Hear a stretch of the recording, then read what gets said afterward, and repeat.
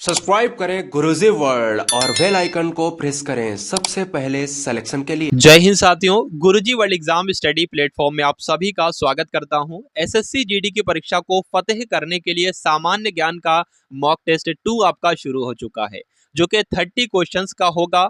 हर एक सब्जेक्ट से यहाँ पर प्रश्न उठाए गए हैं। जो भी महत्वपूर्ण प्रश्न आपके बनते हैं, हर एक सब्जेक्ट से यहाँ पर प्रश्न उठाए गए हैं। एसएससी जीडी की परीक्षा बहुत ही नजदीक है। मान लीजिए 2 महीने बचे हैं, उससे कम समय बचा है, तो आप सभी लोग अच्छे तरीके से तैयारी कीजिए। गुरुजी वर्ल्ड 2.0 पर आपकी तैयारी करवाई जा रही है। तो देखिए, यहाँ पर जीके का मॉक टेस्ट 2 हम लोग शुरू कर रहे हैं और पहला प्रश्न आपके सामने आ चुका है। तो बताना है इस क्वेश्चन का राइट आंसर आपका क्या हो सकता है। देखिए, यहाँ पर आपसे पूछा जा रहा है कि जो सविनय अवज्ञा आंदोलन था, इसका मुख्य उद्देश्य क्या था। देखिए, प्रश्न कई तरीके से बन सकते हैं। यह भी आपसे पूछा जा सकता है कि सविनय अवज्ञा आंदोलन की शुरुआत कब की गई थी। तो 6 अप्रैल 1930 को इसकी शुरुआत की गई थी। अच्छा, किसके नेतृत्व में ये आंदोलन शुरू किया गया था? सविनय अवज्ञा आंदोलन जो था, ये किसके नेतृत्व में शुरू किया गया था? तो गांधी जी के नेतृत्व में शुरू किया गया था। ये बात आपको ध्यान रखना है। अब हम लोग बात कर लेते हैं। देखिए, इस प्रश्न के सही उत्तर की उद्देश्य पूछा गया है। तो अंग्रेजों के द्वारा, ब्रिटिश के द्वारा एक कर लगाया गया था नमक पर, उसके खिलाफ ही ये आंदोलन शुरू किया गया था। यानी कि जो सविनय अवज्ञा आंदोलन का उद्देश्य था, वो नमक कर के खिलाफ था, नमक कर के विरुद्ध था, जो कि अंग्रेजों के द्वारा लगाया गया था। ये बात आपको ध्यान रखना है। तो जो लोग भी साथियों ऑप्शन नंबर सी के साथ हैं, उन सभी का आंसर यहाँ पर बिल्कुल सही हो जाता है। अगला क्वेश्चन देखिए, जो कि फुल फॉर्म से संबंधित है। एनपीपी की फुल फॉर्म क्या होती है, ये आपको बताना है। बहुत ही अच्छा क्वेश्चन है, बताने की कोशिश करेंगे आप सभी लोग। देखिए, बात करें एन से तो हो जाएगा नेशनल, नेशनल तो सब में ही है। पी से हो जाएगा पॉपुलेशन, पॉपुलेशन भी सभी में है। लेकिन दूसरी वाली पी से क्या होगा, ये आपको बताना है। तो नेशनल पॉपुलेशन पॉलिसी इसको हम लोग कह सकते हैं। अच्छा, हिंदी में बात करें इसको क्या कहा जा सकता है? राष्ट्रीय जनसंख्या नीति इसको कहा जाता है। तो जो लोग भी ऑप्शन नंबर डी के साथ हैं, उन सभी का आंसर यहां पर बिल्कुल सही हो जाता है। बहुत बढ़िया, वेरी गुड क्लास। तीसरा क्वेश्चन आपकी स्क्रीन के सामने आ चुका है। बताना है इस क्वेश्चन का राइट आंसर। पूछा जा रहा है कि वह कौन सा स्थान है जहां अंतिम मुगल सम्राट बहादुर शाह जफर की मृत्यु हुई थी। सबसे पहला प्रश्न क्वेश्चन से ही बनता है कि अंतिम मुगल सम्राट कौन था। तो आप क्या बताओगे? बहादुर शाह जफर थे।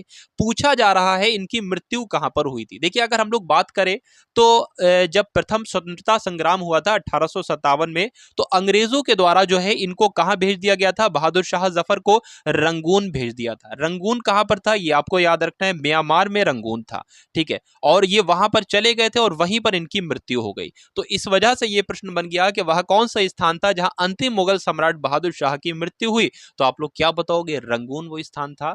तो जो लोग भी ऑप्शन नंबर डी के साथ हैं, उन सभी का आंसर यहां पर बिल्कुल सही हो जाता है। बहुत बढ़िया, वेरी गुड क्लास। एक प्रश्न और पूछा जाता है, आपसे पूछा जा सकता है कि बताइए कि लाल किले में जो हीरा महल है वो किसके द्वारा बनवाया गया है। तो लाल किले में जो हीरा महल है ना, वो बहादुर शाह जफर के द्वारा ही तो बनवाया गया है। तो ये बात भी आपको ध्यान रखना है, ठीक है। देखिए, एसएससी जीडी के लिए जो भी प्रश्न बन सकते हैं जीके से रिलेटिव, यहां पर आपको 40 नंबर की तैयारी करवाई जा रही है, जो कि जीके के आपके 20 क्वेश्चन पूछे जाएंगे, उनकी तैयारी करवाई जा रही है, ठीक है। और मैं जो योजनाएं चल रही हैं वर्तमान समय में, जो भी अभी हाल फिलहाल की योजनाएं हैं, उनके बारे में भी मैं आपको बताऊंगा। किसी राज्य का जिक्र आएगा तो मैं उससे संबंधित 2 या 3 योजनाएं आपको बता दूंगा। वो आप लोग जरूर ध्यान रखिएगा, क्योंकि योजनाओं से हर परीक्षा में एक प्रश्न जरूर बनता है, जरूर। अगला क्वेश्चन देखिए कि दालें अच्छा स्रोत होती हैं, दालें अच्छा स्रोत होती हैं विटामिन का। यानी कि दालों से क्या हमको विटामिन मिलता है, या हमको कार्बोहाइड्रेट्स मिलता है, या वसा मिलता है, या प्रोटीन मिलता है। बताने की कोशिश कीजिए आपका राइट आंसर क्या हो सकता है। देखिए, अभी मैंने आपको शायद एक आध दिन पहले क्वेश्चंस कराया था, मैंने आपको बताया था कि विटामिन का आविष्कार किसने किया है। तो विटामिन का आविष्कार अगर आपसे पूछा जाए तो आप लोग क्या बताओगे? फंक के द्वारा जो है विटामिन का आविष्कार किया गया है। विटामिन को हम लोग और क्या कह सकते हैं? रक्षात्मक पदार्थ कहा जाता है विटामिन को। यह बात भी आपको ध्यान रखना है। आपसे एक और प्रश्न बन सकता है प्रोटीन के संबंध में कि प्रोटीन का सबसे पहला प्रयोग किसके द्वारा किया गया। तो जे बर्जीलियस के द्वारा किया गया। ये बात भी आप सभी लोगों को ध्यान रखना है। अब हम लोग बात कर लेते हैं दालें हमें, ठीक है, दालें किससे प्राप्त होती है, यानी कि दालों से हमें क्या प्राप्त होता है? तो प्रोटीन ही तो प्राप्त होता है। तो ऑप्शन नंबर डी आपका राइट आंसर हो जाता है। अगला क्वेश्चन देखिए, यहाँ पर आपसे पूछा जा रहा है, बेहद महत्वपूर्ण प्रश्न है कि निम्नलिखित में से किसको संविधान की आत्मा के रूप में जाना जाता है? राष्ट्रीय ध्वज को, प्रस्तावना को, मूल अधिकार को, या मौलिक अधिकार भी कह सकते हैं, या राज्य के नीति निर्देशक सिद्धांतों को। तो देखिए, अगर हम लोग बात करें यहाँ पर संविधान की आत्मा किसको कहा जाता है, ये आपको बताना है। फटाफट बता दीजिए इस प्रश्न का सही उत्तर आपका क्या हो सकता है। देखिए, यहाँ पर संविधान की जिक्र आया है ना, तो आपसे ये भी पूछा जा सकता है कि संविधान दिवस कब मनाया जाता है। तो सबसे पहले मैं आपको बता दूं, उससे पहले मैं आपको ये बताना चाहूंगा कि संविधान को, भारत का जो संविधान है, इसको अपनाया कब गया। दो प्रश्न आते हैं, भारत के संविधान को अपनाया कब गया, भारत के संविधान को अपनाया कब किया गया, और लागू इसको कब किया गया। तो जब ये आए कि अपनाया कब किया गया, तो ये आप लोग बताओगे 26 नवंबर 1949 को अपनाया गया, और लागू कब किया गया, तो 26 जनवरी 1950 को संविधान को लागू किया गया। तो जब अपनाया गया ना, 26 नवंबर को अपनाया गया, तो 26 नवंबर को ही संविधान दिवस भी मनाया जाता है। तो यहाँ पर से साथियों तीन प्रश्न निकलते हैं। एक तो संविधान दिवस 26 नवंबर को, संविधान अपनाया कब गया, तो 26 नवंबर 1949 को, संविधान लागू कब किया गया, तो 26 जनवरी 1950 को। ये बातें आपको ध्यान रखना है। आप सभी का यहाँ पर बिल्कुल सही और सटीक उत्तर जा रहा है प्रस्तावना के साथ। तो संविधान की आत्मा साथियों किसे कहा जाता है, प्रस्तावना को ही कहा जाता है। बहुत बढ़िया, वेरी गुड क्लास। अगला क्वेश्चन देखिए और बता दीजिए इस क्वेश्चन का राइट आंसर आपका क्या हो सकता है कि निम्नलिखित में से सबसे अधिक ऋण विद्युतीय तत्व कौन सा है। बताइए भाई, क्या हो सकता है इस क्वेश्चन का राइट आंसर। सबसे अधिक ऋण विद्युतीय तत्व कौन सा है? ऑक्सीजन है, सोडियम है, ब्रोमीन है, या फ्लोरीन है। तो यहां पर अगर राइट आंसर की बात करें तो ऑप्शन नंबर डी इस क्वेश्चन का बिल्कुल सही आंसर हो जाता है, ऑप्शन नंबर डी। अगला क्वेश्चन देखिए, अंतरराष्ट्रीय गमन के बारे में पूछा जा रहा है, यानी कि माइग्रेशन भी इसको कहते हैं। ठीक है, तो जल्दी से कर दीजिए इसका राइट आंसर। अंतरराष्ट्रीय गमन किसे कहा जाएगा? क्या लोगों का शहर से ग्रामीण क्षेत्रों में संचलन हो जाना माइग्रेशन कहलाता है, या देश में लोगों का संचालन होना माइग्रेशन कहलाता है, या एक गांव से दूसरे गांव तक लोगों का संचालन माइग्रेशन कहलाता है, या देश के बीच में लोगों का संचरण माइग्रेशन कहलाता है। तो बताइए इसका राइट आंसर। देखिए साथियों, अगर मैं आपको बताऊं ना, मान लीजिए ठीक है, कोई व्यक्ति है या कोई समूह है, एक व्यक्ति या कई सारे लोग हैं, 3-4 आदमी है, वो एक राष्ट्रीय सीमा को पार करके जब दूसरी राष्ट्रीय सीमा में प्रवेश करते हैं, तो उसको ही कहा जाता है साथियों अंतरराष्ट्रीय गमन हुआ है। ठीक है, तो यहां पर राइट आंसर जो होगा वो देश के बीच में लोगों का संचरण हो जाएगा, यानी कि ऑप्शन नंबर डी के साथ अगर आपका आंसर जा रहा है तो बेहद अच्छी बात है, बिल्कुल सही आपका उत्तर हो जाता है। अगला क्वेश्चन देखिए, शतपथ ब्राह्मण और तैत्रीय ब्राह्मण के ब्राह्मण मूल पाठ हैं। तो ये जो शतपथ ब्राह्मण है और तैत्रीय ब्राह्मण है, ये क्या अर्थवेद के ब्राह्मण मूल पाठ हैं, या ऋग्वेद के हैं, या यजुर्वेद के हैं, या सामवेद के हैं? ये आपको बताना है क्या इस क्वेश्चन का राइट आंसर हो जाएगा। तो साथियों इसका जो आंसर होगा वो आपका यजुर्वेद हो जाएगा, यानी कि ऑप्शन नंबर सी। इस प्रश्न को भी आप लोग अपने माइंड में स्टोर रखेंगे। एक प्रश्न आपसे पूछा जाता है, मैं आपसे अगर करूं तो मैं आपसे ये पूछूंगा कि संहिता किसे कहा जाता है, संहिता। तो आपको ध्यान रखना है साथियों, ऋग्वेद है, अथर्ववेद है, यजुर्वेद है, सामवेद है, इन सभी को मिलाकर हम लोग क्या कह सकते हैं? संहिता कह सकते हैं। इन चारों को ही क्या कहा जाता है? संहिता कहा जाता है। ये बात आपको ध्यान रखना है। और यहां पर अगर हम लोग बात करें, देखिए साथियों, बात करें अगर हम लोग शतपथ ब्राह्मण की, तो अगर आपसे पूछ लिया जाए बाई चांस सबसे बड़ा और सबसे प्राचीन ब्राह्मण कौन सा है, तो शतपथ ब्राह्मण आपको बताना है। तो ऑप्शन नंबर यहां पर राइट आंसर सी हो जाता है। अगला क्वेश्चन देखेंगे साथियों और बताने की कोशिश करेंगे इस क्वेश्चन का राइट आंसर। देखिए साथियों, वीडियो को आप सभी लोग लाइक कर देंगे अगर आपने लाइक नहीं किया है, और आप सभी लोग जरूर वीडियो को शेयर कर देंगे, क्योंकि आप से ही हम हैं, अगर आप नहीं तो हमारा कुछ भी वजूद नहीं। ठीक है, तो आप सभी लोग वीडियो को शेयर कर देंगे साथियों। तो यहां पर क्वेश्चन आपके सामने आ चुका है, चौरा चौरी घटना कब हुई थी? बताइए। अच्छा क्वेश्चन है, बहुत ही महत्वपूर्ण प्रश्न है। कई सारे क्वेश्चन इस एक क्वेश्चन से बन सकते हैं।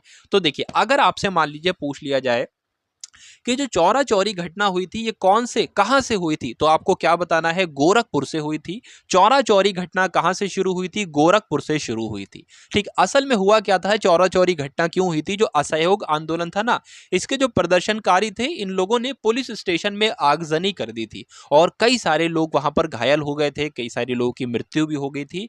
तो इसी इसी को क्या कहा जाता है? चौरा चौरी घटना कहा जाता है, जो कि गोरखपुर में हुई थी। फिर बाद में इसी को देखते हुए 12 फरवरी 1922 को महात्मा गांधी ने क्या किया, असहयोग जो आंदोलन था उसको स्थगित कर दिया। लेकिन यहां पर आपसे प्रश्न पूछा जा रहा है चौरा चौरी घटना कब हुई थी, तो 5 फरवरी 1922 को हुई थी। और इसको स्थगित कब किया गया, यानी कि जो असहयोग आंदोलन था इसको कब स्थगित किया गया, 12 फरवरी 1922 को स्थगित किया गया। ये 3 से 4 पॉइंट हैं, आपको ध्यान रखना है साथियों। अगला क्वेश्चन देखिए जो कि आपकी स्क्रीन के ऊपर आ चुका है साथियों। बताइए 10वां क्वेश्चन है, अच्छा क्वेश्चन है कि निम्नलिखित में से कौन सी समिति ने मूल कर्तव्यों को संविधान में सम्मिलित करने का सुझाव दिया। यानी कि वो कौन सी समिति है जिसने मौलिक कर्तव्यों को कहा कि संविधान में मौलिक कर्तव्य होना चाहिए, तो वो कौन सी समिति है बताने की कोशिश करेंगे। तो यहां पर मूल कर्तव्य का जिक्र आया है, तो मौलिक कर्तव्य का जिक्र जो है कौन से भाग में है और कौन से अनुच्छेद में है, 2 पॉइंट आपको बताना है। अगर आपसे पूछ लिया जाए मौलिक कर्तव्य या मूल कर्तव्य कौन से भाग में है, तो आपको बताना है 4 के का में है। कौन से भाग में, 4 के का में है। और कौन से अनुच्छेद में है, तो 51 के का में आपको बताना है। ये दोनों बातें आप सभी लोगों को साथियों याद रखना है। और अगर आपसे पूछा जाए कि यहाँ पर जो पूछा जा रहा है प्रश्न, संविधान में सम्मिलित करने का सुझाव जो दिया है वो स्वर्ण सिंह समिति ने दिया है, यानी कि सभी का आंसर ऑप्शन नंबर सी के साथ जा रहा है, जो कि बिल्कुल सही आपका उत्तर हो जाता है। चलिए तो अगला क्वेश्चन देखिए और बता दीजिए इस प्रश्न का बिल्कुल सही उत्तर आपका क्या हो सकता है। लोकसभा चुनावों के लिए उम्मीदवार बनने की न्यूनतम आयु कितनी होती है। लोकसभा चुनाव अगर आपको लड़ना है, मान लीजिए आप लोकसभा चुनाव लड़ना चाहते हो, तो आपकी कम से कम उम्र वो क्या होना चाहिए, 25 वर्ष, 18 वर्ष, 20 वर्ष या 30 वर्ष। तो साथियों अगर हम लोग बात करें, अगर आपको प्रधानमंत्री बनना है तो आपकी आयु मात्र 25 वर्ष होना चाहिए। अगर आपको राष्ट्रपति बनना है तो आपकी आयु 35 वर्ष होना चाहिए। यह प्रश्न बन सकता है आपकी परीक्षा में, इसलिए मैं आपको बता रहा हूं। इस वीडियो में मैं सिर्फ वही बातें बताऊंगा, वही बातें आपको समझाऊंगा जो प्रश्न पत्र में बन सकता है, जो आपकी परीक्षा के लिए महत्वपूर्ण है। परीक्षा से हटकर मैं 1 सेकंड भी कुछ अलग बात बिल्कुल भी नहीं करूंगा, इसलिए इस क्लास का एक एक सेकंड आपके लिए बेहद कीमती है, बेहद कीमती है। चलिए तो प्रधानमंत्री बनने के लिए 25 वर्ष आयु चाहिए होती है, राष्ट्रपति बनने के लिए 35 वर्ष आयु चाहिए होती है, और अगर राज्यसभा का सदस्य आपको बनना है तो 30 वर्ष आयु चाहिए होती है। लेकिन यहां पर पूछा गया है लोकसभा का चुनाव लड़ने के लिए या लोकसभा का सदस्य बनने के लिए कितने वर्ष उम्र चाहिए होती है, तो साथियों आपको ध्यान रखना है 25 वर्ष आयु चाहिए होती है। और यहां पर मैं देख पा रहा हूं भाई सभी का आंसर बिल्कुल सही जा रहा है। अगला क्वेश्चन देखिए कि गांधी जी ने भारत छोड़ो आंदोलन शुरू किया था 1940 में, 42 में, 1945 में या 1946 में। तो जल्दी से करेंगे इस क्वेश्चन का राइट आंसर। साथियों अगर आप लोग वीडियो शेयर नहीं कर रहे हैं तो मैं रिक्वेस्ट करूंगा आप सभी लोगों से एक बार वीडियो को शेयर कर दिए जाए। आप सभी लोग वीडियो को शेयर कर दीजिएगा, और लाइक नहीं किया तो लाइक भी जल्दी से दबा देंगे और बता देंगे आप सभी लोग इस क्वेश्चन का राइट आंसर आपका क्या हो सकता है। तो गांधी जी ने भारत छोड़ो आंदोलन कब शुरू किया गया, जल्दी से करेंगे इसका राइट आंसर। देखिए मैं आपको यहां पर बता देता हूं, कई सारे प्रश्न बनेंगे आपकी परीक्षा में बिल्कुल सटीकता से, और आपको कोई भी टेंशन लेने की जरूरत नहीं है। अगर आपसे पूछ लिया जाए कि भारत छोड़ो आंदोलन की शुरुआत कब हुई थी, तो आप लोग क्या बताओगे, कब शुरू हुआ था। अगर आपसे डेट भी तो पूछ सकते हैं, डेट भी तो पूछ सकते हैं, ये तो आप सभी लोगों को यहां पर पता है कि 1942 में हुई थी, लेकिन इसकी शुरुआत कब हुई थी, डेट आपसे पूछ ले तो आप लोग क्या बताओगे, 8 अगस्त आप लोगों को बताना है। 8 अगस्त 1942 को इसकी शुरुआत हुई थी। अच्छा कहां से हुई थी ये भी तो हम लोग जानना चाहते हैं, तो महाराष्ट्र से हुई थी।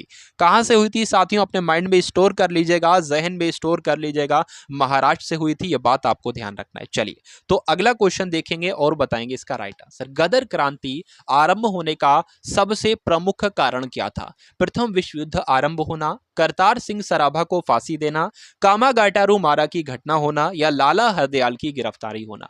यहां पर आपका राइट आंसर क्या हो जाता है, एक बार बताने की कोशिश करेंगे आप सभी लोग। तो जो गदर क्रांति शुरू हुई थी ना, इसका जो कारण था वो कामागाटारू, क्या लिखा हुआ है, कामागाटा मारू घटना थी। अच्छा ये कामागाटा मारू क्या है, मैं आपको बता दूं, ये एक जहाज है साथियों। एक छोटी सी स्टोरी इसके पीछे है, एक छोटी सी स्टोरी इसके पीछे अगर मैं आपको बताऊं तो आप लोग क्या सुनेंगे, जल्दी से बताइए भाई। देखिए बात करें कामागाटा मारू एक जहाज था जो कि जापान का जहाज था।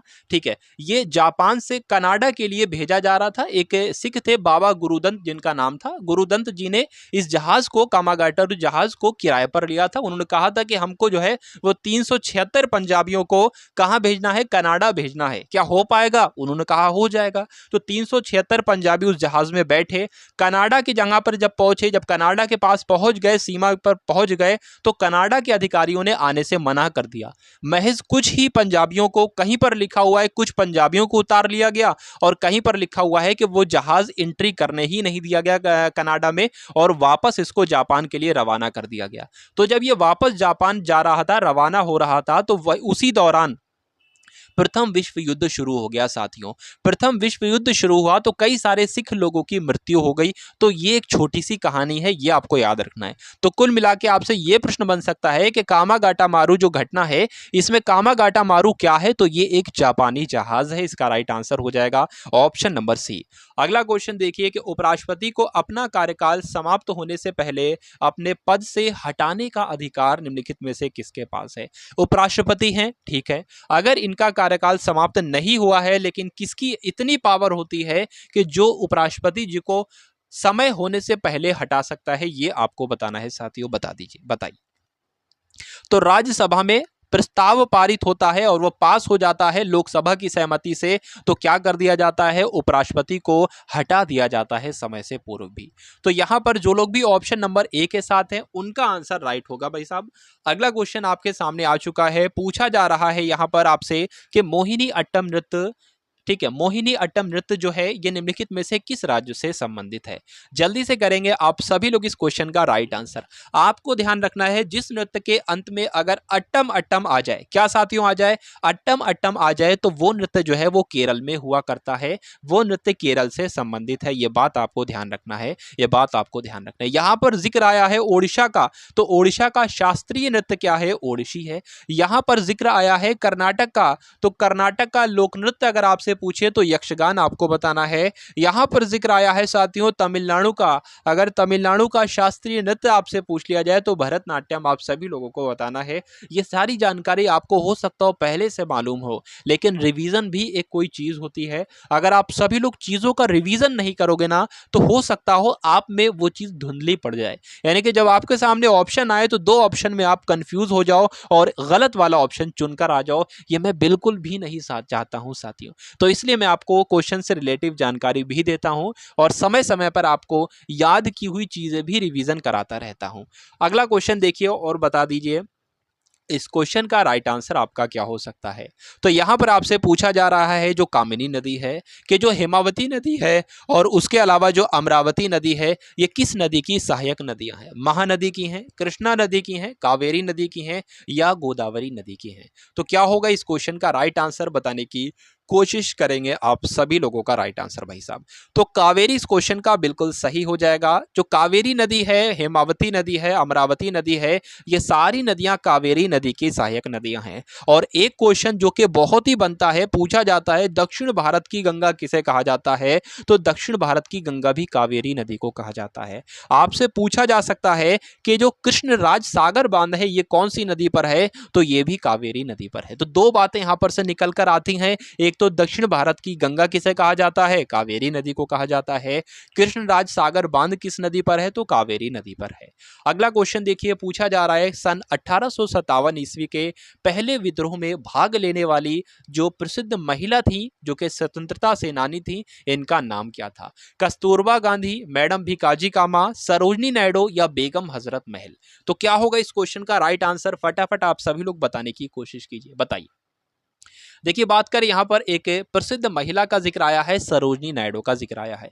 तो अगर आपसे बाई चांस पूछ लिया जाए कि उत्तर प्रदेश की पहली महिला राज्यपाल कौन सी थी, उत्तर प्रदेश की पहली महिला राज्यपाल कौन थी? तो सरोजनी नायडू आपको बताना है, ये बात आपको ध्यान रखना है। अच्छा, 1925 में एक कांग्रेस का अधिवेशन हुआ था, कलकत्ता में अधिवेशन हुआ था, इसकी अध्यक्षता किसने की थी? तो सरोजनी नायडू ने ही इसकी अध्यक्षता की थी, ये बात भी आपको ध्यान रखना है। एक यहाँ पर प्रसिद्ध महिला का जिक्र आया है, मैडम भिकाजी कामा को। अगर आपसे बाई चांस क्वेश्चन बन जाए कि भारतीय क्रांति की जननी किसे कहा जाता है, क्या भारतीय क्रांति की जननी किसे कहा जाता है, तो मैडम भिकाजी कामा आपको बताना है, ये बात आपको ध्यान रखना है। आप सभी का आंसर यहां पर ऑप्शन नंबर डी के साथ जा रहा है, बेगम हजरत महल। और बेगम हजरत महल को अवध की बेगम कहा जाता है भाई साहब। क्या कहा जाता है? अवध की बेगम किसे कहा जाता है? बेगम हजरत महल को कहा जाता है।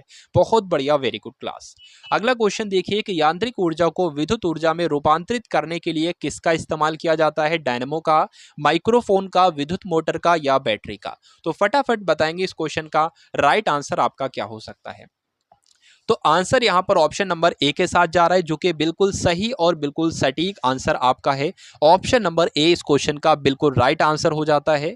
अगला क्वेश्चन देखिए और बता दीजिए इस क्वेश्चन का राइट आंसर आपका क्या हो सकता है कि निम्नलिखित में से लोकनायक के रूप में किसे कहा जाता है, लोकनायक के रूप में किसे जाना जाता है, ये आपको बताना है इस क्वेश्चन का राइट आंसर। देखिए मैं आपको पहले भी बता चुका हूं कि जयप्रकाश नारायण को क्या कहा जाता है, बताइए भाई, लोकनायक ही तो कहा जाता है जयप्रकाश नारायण को। तो इस क्वेश्चन का राइट आंसर बी हो जाएगा और आप सभी का आंसर भी बी जा रहा है। अगर आपसे पूछ लिया जाए आशुतोष मुखर्जी को किस उपनाम से जाना जाता है, तो साथियों आशुतोष मुखर्जी को बंगाल केसरी कहा जाता है। क्या कहा जाता है? बंगाल केसरी कहा जाता है। अगर आपसे पूछ ले सी एफ एंड्रयूज, जो यहां पर ऑप्शन नंबर ए में है, इनको किस उपनाम से जाना जाता है, तो दीन बंधु इनको कहा जाता है। क्या कहा जाता है? दीन बंधु कहा जाता है। यह बात आपको ध्यान रखना है। अगला क्वेश्चन देखिए कि निम्नलिखित में से कौन अवध के कृषक आंदोलन के नेता थे? बाबा रामचंद्र, महात्मा गांधी, भीमराव अंबेडकर या सीताराम राजू? तो अवध में जो कृषक आंदोलन हुआ था, इसके नेता आपको बताना है कौन थे। देखिए अभी कुछ ही देर पहले मैंने आपको एक क्वेश्चन बताया था कि अवध, यहां पर अवध की जिक्र आई है ना, तो अवध से एक क्वेश्चन मुझे याद आ गया जो मैंने अभी आपको बताया था कि अवध की बेगम किसे कहा जाता है। तो अवध की बेगम किसे कहा जाता है बताइए। 1 मिनट हुआ है भाई, अभी मैंने आपको बताया है। तो अवध के कृषक आंदोलन के नेता कौन है? बाबा रामचंद्र है। यह बात आपको ध्यान रखना है, ठीक है। चलिए, बेगम हजरत महल, बिल्कुल बिल्कुल। पंचायती राज स्थापित करने वाले पहले 2 राज्य कौन से थे, ये आपको बताना है। बहुत ही महत्वपूर्ण प्रश्न है, बताइए भाई। तो राजस्थान तो सभी को पता है, ठीक है, लेकिन दूसरा यहां पर पूछा जा रहा भाई, दूसरा राज्य कौन सा था, यह भी आपको बताना है। तो आप सभी लोग देखिए याद रखेंगे, पंचायती राज स्थापित करने वाले, अच्छा, एक पंचायतों से संबंधित यानी कि पंचायतों के गठन से संबंधित एक अनुच्छेद है, वो भी आप लोग जरा बताइए। पंचायतों के गठन से संबंधित एक अनुच्छेद है, वो कौन सा अनुच्छेद है, यह भी आपको बताना है। तो वो अनुच्छेद है अनुच्छेद 40। यह प्रश्न भी कई बार पूछा जाता है, तो यह भी आपको ध्यान रखना है। अब हम लोग बात कर लेते हैं इस क्वेश्चन के राइट आंसर की। राजस्थान और आंध्र प्रदेश, पंचायती राज स्थापित करने वाला पहला राज्य राजस्थान और दूसरा राज्य आंध्र प्रदेश था। साथियों 2022 में राजस्थान से संबंधित कितनी योजनाएं हैं, आपको याद रखना है, कुछ योजनाएं याद रखना है। जैसे कि मैं आपको बता दूं, अगर आपसे पूछ लिया जाए अनुप्रीति कोचिंग योजना कहां शुरू की गई, तो राजस्थान में शुरू की गई। और मुख्यमंत्री किसान मित्र योजना कहां शुरू की गई, तो यह भी राजस्थान में शुरू की गई। ये दोनों योजनाएं आप लोग अपने जहन में रखेंगे। और आंध्र प्रदेश में भी 2 योजनाएं शुरू की गई जो कि बहुत ही महत्वपूर्ण है। एक तो सॉल्ट योजना कहां शुरू की गई, आंध्र प्रदेश में, और स्त्री योजना कहां शुरू की गई, आंध्र प्रदेश में। तो ये चारों योजनाएं आप सभी लोगों को अपने माइंड में स्टोर कर लेना है, आपसे प्रश्न जरूर बनेगा। एडमिरल कप किससे संबंधित है, ये आपको बताना है। साथियों एडमिरल कप किससे संबंधित है? मुक्केबाजी से, स्क्वैश से, बिलियर्ड से या नौकायन से? अच्छा क्वेश्चन है, बताने की कोशिश कीजिए आप सभी लोग। तो एडमिरल कप हो गए, अमेरिकन कप हो गए, वेलिंगटन कप हो गए, ठीक है, ये सारे कप जो हैं, ये सारे कप साथियों नौकायन से संबंधित है। मैं आपको फिर से रिवाइज करा देता हूं, नौकायन से कौन कौन से कप संबंधित हैं। तो पहला यहां पर लिखा हुआ है एडमिरल कप, दूसरा आपको याद रखना है वेलिंगटन कप, तीसरा आपको याद रखना है अमेरिकन कप। यहां पर आपसे पूछा जा रहा है कि नर्मदा के अलावा कौन सी दूसरी नदी है जो अमरकंटक से निकलती है। यानी कि पहला प्रश्न तो यही आपको ध्यान रखना है कि नर्मदा नदी जो है जो कि अमरकंटक से निकलती है, तो वो दूसरी ऐसी नदी कौन सी है जो अमरकंटक से निकलती है, ये आपको बताना है साथियों। क्या इसका राइट आंसर हो जाएगा? देखिए जो भी परीक्षा में आपकी नदियों से संबंधित क्वेश्चन बनते हैं ना, वो 2 तरह के क्वेश्चन बहुत बनते हैं। एक तो आपसे ये पूछा जाता है कि ऐसी कौन कौन सी नदियां हैं जो एस्चुअरी का निर्माण करती हैं। तो 2 योजनाएं आपको याद रखना है, 2 योजनाएं ऐसी हैं जो एस्चुअरी का निर्माण करती हैं, ताप्ती नदी और मांडवी नदी। ये दोनों नदियां एस्चुअरी का निर्माण करती हैं। और दूसरे तरह का प्रश्न आपसे पूछा जाता है कि डेल्टा का निर्माण कौन कौन सी नदियां करती हैं। तो गंगा नदी, गोदावरी नदी, ये दोनों डेल्टा का निर्माण करती हैं, और कृष्णा नदी, कावेरी नदी। ठीक है, ये चारों नदियां जो है डेल्टा का निर्माण करती हैं, ये बात आप सभी लोगों को ध्यान रखना है। अब हम लोग बात कर लेते हैं इस क्वेश्चन के राइट आंसर की कि इसका राइट आंसर आपका क्या हो सकता है। तो नर्मदा के अलावा सोन नदी जो है वो भी आपकी अमरकंटक से निकलती है। अगला क्वेश्चन देखिए और बता दीजिए इस क्वेश्चन का राइट आंसर आपका क्या होगा कि बांसुरी वादक हरि प्रसाद चौरसिया का जन्म कहां पर हुआ था? लखनऊ में, कोलकाता में, प्रयागराज में या मुंबई में? तो पहली बात यहां पर आपको साथियों याद रखना है कि बांसुरी वादक हैं हरिप्रसाद चौरसिया। हरिप्रसाद चौरसिया जो है वो बांसुरी वादक है, यह बात आपको ध्यान रखना है। इनका जन्म कहां पर हुआ था साथियों? प्रयागराज में इनका जन्म हुआ था। यहां पर आपसे पूछा जा रहा है, देखिए नागार्जुन कौन थे ये आपको बताने। देखिए नागार्जुन की एक पुस्तक है जो कि पूछी जा सकती है आपसे। आपसे पूछा जाएगा प्रज्ञा परिमिता किसकी पुस्तक है? तो प्रज्ञा परिमिता ये किसकी पुस्तक है? नागार्जुन की पुस्तक है। आपसे क्वेश्चन और बनेगा कि शून्यवाद का माध्यमिक मत का संस्थापक कौन है? शून्यवाद का माध्यमिक मत का संस्थापक कौन है? तो क्या बताओगे? नागार्जुन बताओगे। ये दोनों बातें आपको ध्यान रखना है। और ये तो आप सभी लोग जानते हैं कि नागार्जुन कौन थे, ये एक दार्शनिक थे। तो ऑप्शन नंबर डी जिनका भी आंसर जा रहा है उन सभी का आंसर यहाँ पर बिल्कुल सही हो जाता है। बहुत बढ़िया, वेरी गुड क्लास। अगला क्वेश्चन देखिए और बता दीजिए इस क्वेश्चन का राइट आंसर आपका क्या हो सकता है कि कौन सा मुगल सम्राट अनपढ़ था, ये आपसे पूछा जा रहा है। तो अकबर अनपढ़ थे, शाहजहां अनपढ़ थे, औरंगजेब अनपढ़ थे या बहादुर शाह आपको बताना है अनपढ़ थे। तो क्या होगा इस क्वेश्चन का राइट आंसर? आप सभी लोग जानते हैं कि मुगल सम्राट अकबर ऐसा था जो कि अनपढ़ था। साथियों ये बात आपको ध्यान रखना है। अकबर का यहाँ पर जिक्र आया है तो मैं आपको बता देता हूं, अगर आपसे पूछ लिया जाए जब्ती प्रणाली किसके शासनकाल में प्रचलित थी, तो अकबर के समय में प्रचलित थी। कौन सी? जब्ती प्रणाली। अगर आपसे पूछा जाए दास प्रथा का अंत किसने किया, तो अकबर ने दास प्रथा का अंत किया। अगर आपसे पूछा जाए जजिया कर किसने समाप्त किया, तीर्थ यात्रा कर किसने समाप्त किया, तो अकबर ही आपको बताना है। ये सारी बातें आपको ध्यान रखना है अगर आपको एसएससी जीडी की परीक्षा में बेहद अच्छे नंबर और अंतिम सिलेक्शन पाना है साथियों। अगला क्वेश्चन देखिए, यहाँ पर आपसे पूछा जा रहा है कि इनमें से किसने भूमि मापन की व्यवस्था शुरू की थी? बहादुर शाह जफर ने, बहादुर शाह ने, शेर शाह सूरी ने, शाहजहां ने या अकबर ने? बताइए। देखिए यहाँ पर आपका राइट आंसर क्या हो सकता है बताने की कोशिश कीजिए। तो आपको यहाँ पर ध्यान रखना है शेर शाह सूरी ने। यानी कि जो भूमि मापन की व्यवस्था थी किसने शुरू की थी? शेर शाह सूरी ने शुरू की थी। शेर शाह सूरी के बचपन का नाम क्या था? आपको ध्यान रखना है फरीद। फरीद इनके बचपन का नाम था, फरीद खां। असल में हुआ यह था कि बचपन में जब ये फरीद खां जो थे ये जंगल गए थे तो जंगल में इन्होंने एक शेर को मार दिया था, एक ही वार में तलवार से मारा था भाई साहब। ठीक है, तो इसलिए इसी बात को देखते हुए बहार खां ने इसको शेर खां की उपाधि दी थी। तो आपसे ये पूछा जाता है कि शेर खां की उपाधि शेर शाह सूरी को किसने दी? तो बहार खां ने दी। ये बात आपको ध्यान रखना है, बहार खां ने दी। या ये पूछा जा सकता है शेर खां की उपाधि किसे दी गई, तो आपको बताना है शेर शाह सूरी को दी गई थी। ये दोनों ही बातें आप सभी लोगों को ध्यान रखना है। अगला क्वेश्चन देखिए, यहां पर आपसे पूछा जा रहा है कि विटामिन शब्द का जनक कौन है? विटामिन शब्द का जनक कौन है ये आपको बताना है। तो जल्दी से करेंगे आप सभी लोग इस क्वेश्चन का राइट आंसर आपका क्या हो सकता है? बताए भाई, क्या हो सकता है इस क्वेश्चन का राइट आंसर? फटाफट इस क्वेश्चन का राइट आंसर आप लोग बता दीजिए। तो आपका आंसर फंक के साथ जा रहा है, यानी कि आपको ध्यान रखना है यहाँ पर कैसीमीर फंक। इनका नाम क्या था? इनका पूरा नाम जो था वो कैसीमीर फंक था। इन्होंने विटामिन का इनको जनक कहा जाता है, ये बात आपको ध्यान रखना है। अच्छा, विटामिन की अगर हम लोग बात करें तो विटामिन जो होते हैं मुख्य रूप से दो तरह के होते हैं। दो तरह के विटामिन होते हैं, ये बात आपको ध्यान रखना है। एक तो आपके वसा में घुलनशील विटामिन होते हैं और दूसरे जल में घुलनशील विटामिन होते हैं। तो जो जल में घुलनशील विटामिन होते हैं तो वो विटामिन बी और विटामिन सी होते हैं, लेकिन जो वसा में घुलनशील विटामिन होते हैं वो के vitamin, vitamin E, vitamin D और विटामिन ए। ये दोनों बातें आपको ध्यान रखना है। बहुत अच्छे तरीके से पूछा जाता है कि इनमें से कौन सा ऐसा विटामिन है जो वसा में घुलनशील नहीं है, तो एक ऑप्शन में बी आएगा या सी आएगा। ये इस तरह से आपसे क्वेश्चन पूछा जाता है और अक्सर आपके क्वेश्चन गलत हो जाते हैं। अगला क्वेश्चन देखेंगे कि किसने अकबर की धार्मिक नीति की आलोचना की थी? फैजी ने, अबुल फजल ने, बदायूनी ने? बताइए, क्या इस क्वेश्चन का राइट आंसर हो सकता है? बताने की कोशिश करेंगे आप सभी लोगों का आंसर क्या होगा, बताइए। चलिए, तो क्या इस क्वेश्चन का राइट आंसर हो सकता है, बताने की कोशिश करेंगे। तो बदायूनी इस प्रश्न का बिल्कुल सही उत्तर है, यानी कि अकबर की जो धार्मिक नीति थी इसकी आलोचना, आलोचना का मतलब होता है बुराई, ठीक है, या उसकी आलोचना करना, उसका समर्थन न करना या उसका विरोध करना, तो किसने की थी? बदायूनी ने की थी। अब अकबर का यहां पर फिर से जिक्र आ गया, तो अकबर के लिए मैंने आपको कई सारे कर बताए थे जो कि अकबर के द्वारा समाप्त किए गए, जैसे कि दास प्रथा है, दास प्रथा तो प्रथा हो गई, खैर इसका अंत किया गया। उसके अलावा तीर्थ यात्रा कर मैंने आपको बताया था, इसको किसने समाप्त किया? अकबर ने ही समाप्त किया, ये बात आपको ध्यान रखना है।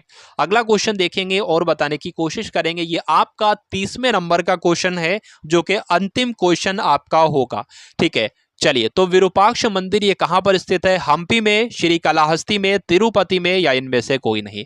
तो आप सभी लोग साथियों याद रखेंगे, विरूपाक्ष मंदिर कौन से राज्य में स्थित है? तो ये कर्नाटक में स्थित है। कर्नाटक में स्थित है, तो इनमें से कौन सी जगह जो है जो कि कर्नाटक में स्थित है? आपका आंसर जा रहा है साथियों हम्पी के साथ, यानी कि ऑप्शन नंबर ए के साथ। तो आपका राइट आंसर यहां पर बिल्कुल सही हो जाता है, ठीक है साथियों। तो ये थे टॉप 30 क्वेश्चन एसएससी जीडी के जीके के लिए। इसी प्रकार से रोज आपको वीडियो देखने को मिलेगी और आपके 40 नंबर की तैयारी आपको करवाई जा रही है एसएससी जीडी के लिए। तो अगर आप लोग अपना एसएससी जीडी में एक अच्छा परफॉर्मेंस करना चाहते हो परीक्षा में और एक अपनी सीट को पक्की करना चाहते हो, तो ये क्लास आप सभी लोग जरूर देखिएगा, ठीक है। तो मिलते हैं हम सभी लोग आने वाली वीडियो में। जय हिंद साथियों। सब्सक्राइब करें गुरुजी वर्ल्ड और बेल आइकन को प्रेस करें सबसे पहले सिलेक्शन के लिए।